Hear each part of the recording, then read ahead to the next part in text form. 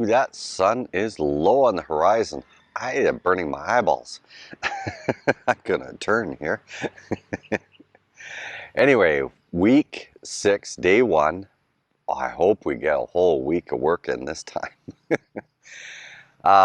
Picked up, if my voice seems a little deeper, I picked up a cold yesterday from a guy on the V-Hire who refused to cover his mouth when he coughs and stuff. Anyway, I picked it up. Probably gave it to everybody in the bus. Lynn's okay. She's had a little bit of sinusitis the last little while, so she's constantly flushing anyway. Okay, what are we gonna do today? Well, let's get started before the crew gets started.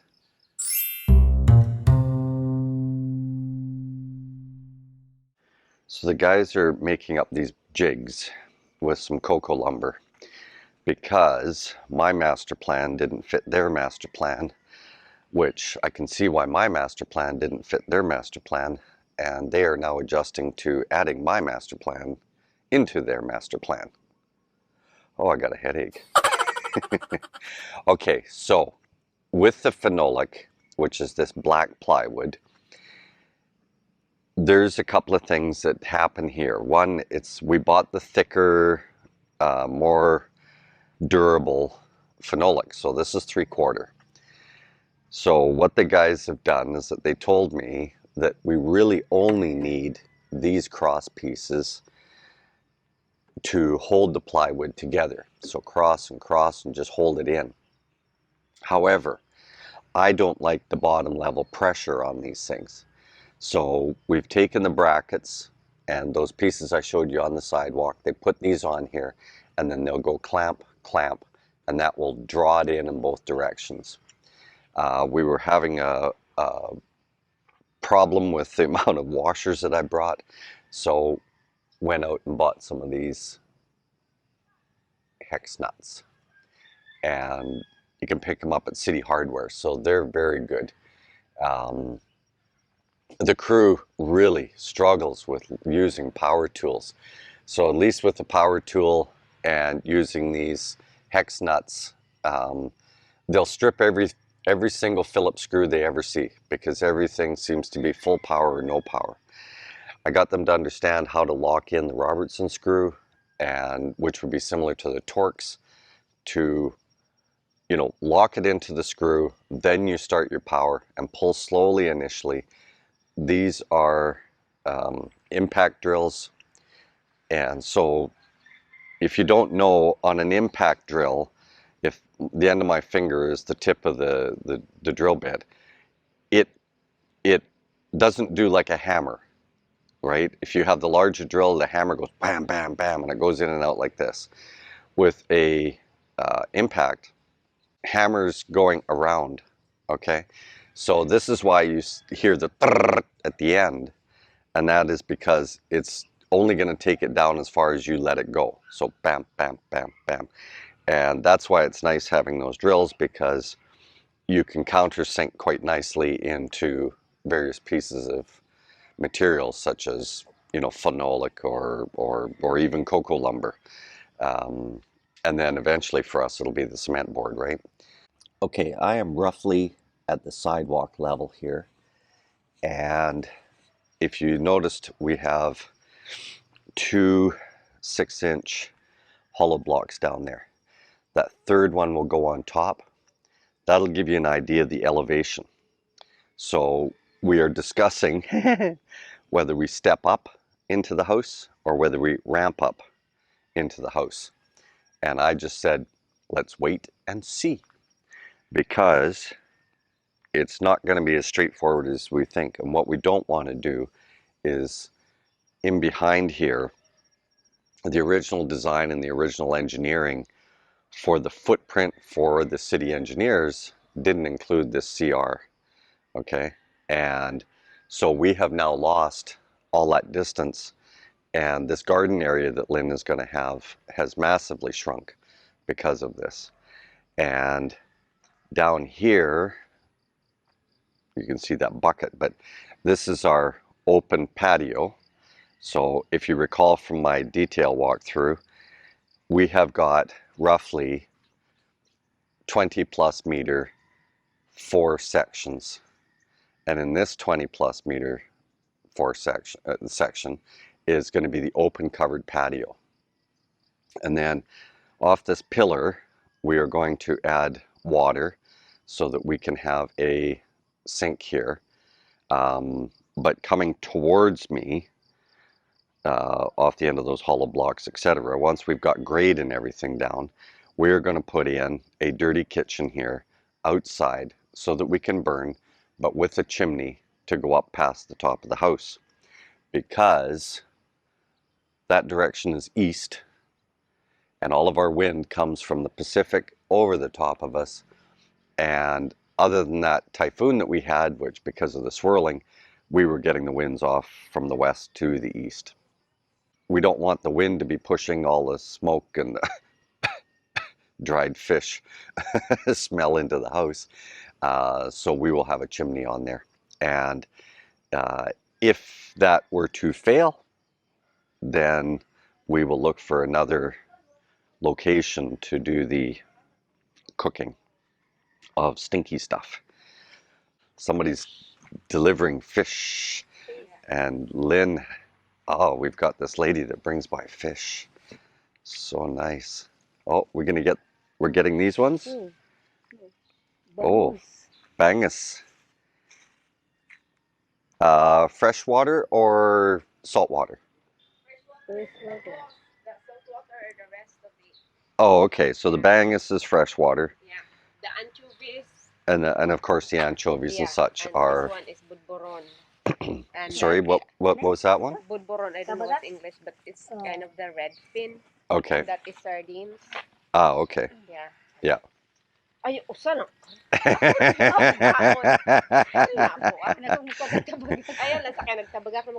That's what you call negotiating, with a smile and firmly.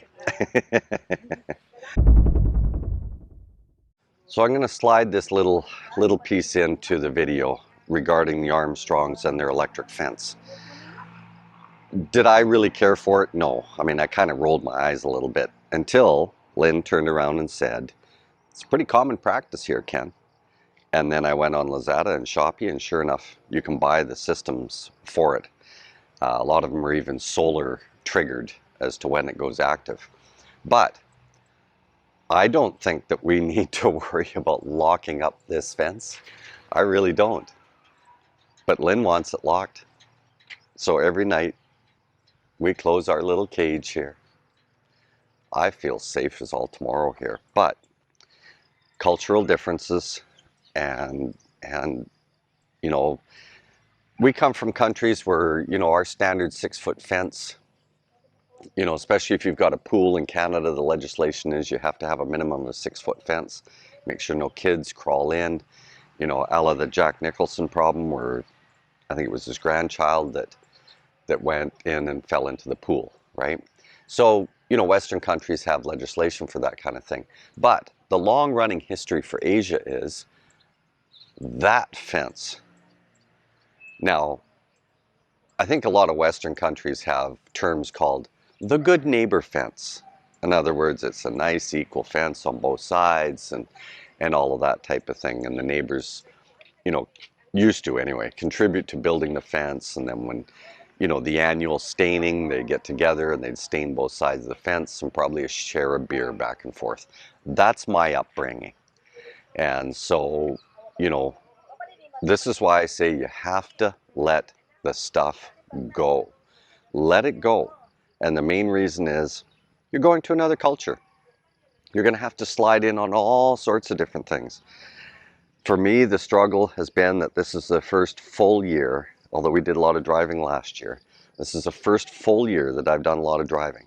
And those motorcycles on the road, that's like going up to a piggery and all of the flies that are there and trying to drive through those flies. And they pull on blind. They do not look. The V-Hire guy last night, he's screaming and yelling at them. And I said, "You have a bike when you end." I said, "Do you come on blind?" And he said, "Well, you know."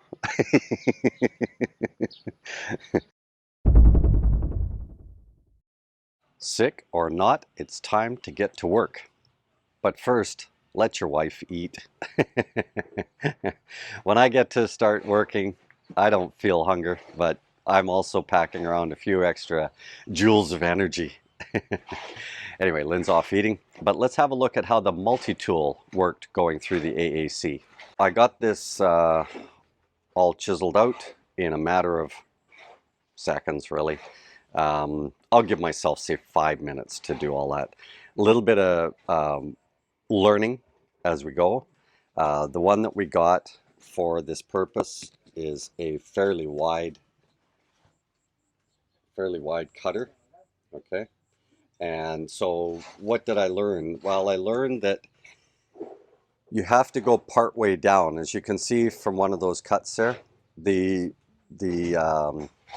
saw bound up a bit. Now that powder is really, really fine, okay? It's really fine. So then what I discovered with the other cuts is go in part way, all the way around. Do like I did with the drilling through for making the lentil, and then just simply finish doing your cuts. As far as fine tuning it, just like sandpaper. It was easy to lay down on it and just treat it as such, right? Fits in there nicely, and this is going to be the goal. The next video you will see is going to be me channeling down from the hole that's got to go in down to the middle of the block and see how the pipe will fit in there. I don't want to get too close to the surface because the whole purpose behind doing all of this is no chisel, chisel, chisel. God, that drives me crazy. You know, I've even seen where they've had fully painted walls and everything, and now they're back chiseling because the plumbing or electrical guys came in later. And then you got to redo stuff. Okay, cool. That was fun.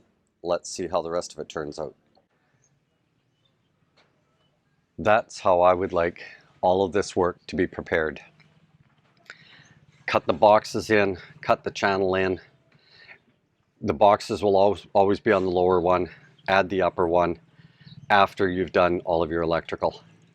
So as an example, here I'm going to modify the camera a little bit and just turn that. So put the channel down the middle of the other AAC block so that there is none of that chip, chip, chip, chip, chip, chip for hours and hours and hours on end. Okay, so we will build these. These will be ready. So we'll have a series of these done in advance. And then as we come along to put the electrical in, boom, it goes in. And then let's say this goes another 6 feet or whatever, that's fine. Just cut the channel right down the middle. Drop your pipe or tubing in like they've got here, this flex tubing. And if necessary, fish your wire, whatever you need to do at that point, right? So that's how we're going to be doing this.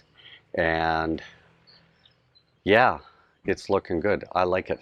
The multi-tool performed wonderfully. When I had to do, again, I'm going to move the camera here a little bit. I had to do a sort of an arc here because I want to be down in the middle of the meat. So I did a quick cut here. There's a small zigzag in there. That won't interfere at all when you're talking about pushing in 12 gauge wire. Okay, that's going to be easy. To note, plugs, because they could be plugging in for a heater of some type, like a water heater or your stove or any of that. This is 12 gauge. Your lights, because they're all LED now, and I've not been able to find an incandescent here, they allow 14 gauge for that. For the house, for simplicity, I've asked about just using all the same conductor, and they may do that. It's not that much difference in price. Now that I've done it, it would only take me 10 to 15 minutes to do each one. It's coming on to first break here.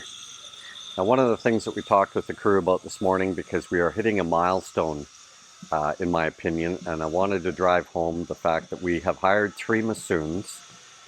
Check out our other video on the reason why we've got 3 Massoons, and then each of them has 2 helpers. Part of it is I've been mentoring people a lot in my life.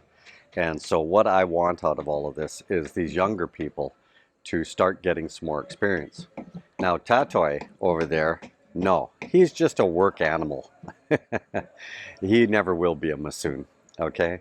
But these two younger fellows, what we're going to do is on these hollow blocks down here, we are going to have them all finished on the outside, full height, so that any kind of pull down in the soil for whatever reason, it doesn't expose the hollow block.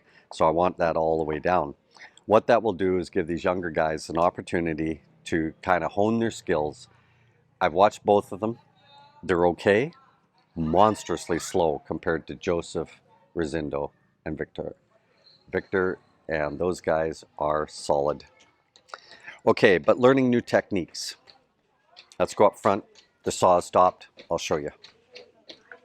We have now introduced the power tools to the crew, and Lyndon is getting some time on the saw now and getting used to ripping the plywood.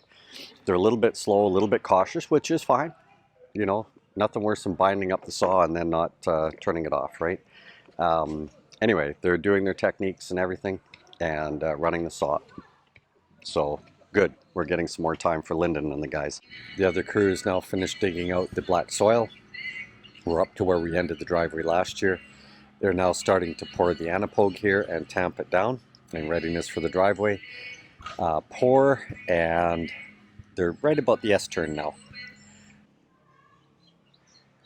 So I was very pleased with how the multi-tool performed on this. We will do all of it like this. As a matter of fact, we could even take some AAC, and whether it's a water line or an electrical like this one, we can cut a bunch of channels down the middle. So we will have pre-prepared blocks for electrical and water. And those channels, of course, will be filled with adhesive, and then the next block would go on top. So what else can I say? The car is, the rad's been pulled. The guys are off seeing what they can do about it, and they've got a guy that does a lot of radiator work. The end caps now, guys, are made out of plastic. So it's not like, remember your automotive class, you just resoldered the end caps, right? It's usually where the leak started. So I can't do that, but there's a fiberglass guy here that does a lot of rad work, and he builds fiberglass end caps over the existing one, and then where it might be fractured or torn apart, you know, then they can remold that. So hopefully that's a success. We are going to get Lucas heavy-duty oil stabilizer for the engine, because there was no antifreeze in the oil. We had the oil drained as well, which is a good sign. So that means that the head gaskets and such are holding together. But is it the crankshaft, and is it the shells that are giving us this ticking noise? It could be, and that's why we want to do the heavy-duty oil, because all I gotta do is get it through the next month or two. And it's not like this car, it's not like you can go out like you can in Canada and say, I need a new core, and you grab the core and you swap it out and you give them your core and they rebuild that one, and the circle goes around in circles. You can't find them here, guys. We've already tried. There is Ed, he lives in San Remijo here as well. He's mentioned a college, and so that will be our next step, where we might even just sign the vehicle over to them. Maybe, who knows? We'll see where that goes. But anyway, that's kind of our stopgap. The crew is resting. My cold is really kicking in, and so I'm going to go have a sleep and wait for these mechanics to come back. Lynn is off poking around, looking at a couple of vehicles that might get us through the next little while, a couple of beaters, and one of them is a multi-cab. And will it just get through the next little bit? The beauty of the multi-cabs, guys, is no computers, none of that garbage. And so they're much easier to fix, and everybody knows how to fix these things. It's just that they're rough and they're awkward and all that sort of thing. But they're kind of fun. It is the Philippines. Kind of fun. So if a man carries a purse, it's called a merce. So why isn't a woman's purse called a worse? What, the worst purse in the world? Oh, I hate purses. They drive me absolutely crazy. Magbulsitan lang sunod. I will just use paper bag. Yeah, same problem. Okay, later, Gators.